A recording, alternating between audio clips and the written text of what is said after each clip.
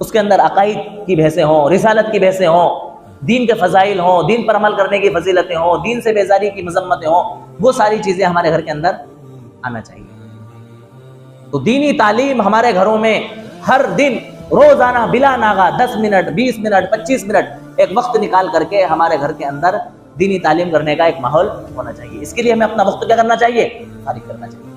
ان چیزوں پر اگر ہم غور کریں گے تو اپنے معاشرے کو مرتد ہونے سے اور اپنے اسلامی معاشرے کی خواتین کو اسلام سے بیزار ہونے سے کیا کر سکیں گے؟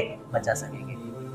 یہ وہ چند باتیں جو میں نے آپ کے سامنے کی ہیں، باتیں تو بہت ساری ہیں، ان باتوں کو اگر 2-3 ہفتے تک مسلسل کیا جائے تو کم ہے، لیکن ان بنیادی اور موٹی موٹی باتوں پر اگر ہم عمل کر لیں گے اور غور کر لیں گے تو امید ہے کہ ہمارا معاشرہ اسلام بیزاری سے باز آ جائے گا، اور ہمارے معاشرے کی خواتین جو کہ اکا دکا ہزاروں کی تعداد میں زیادہ سے زیادہ سمجھ لو اسلام چھوڑ کر کے غیر مذہب کے اندر جا رہی ہیں یا غیر مذہب والوں کا شکار ہو رہی ہیں، اس سے کیا ہو جائیں گی؟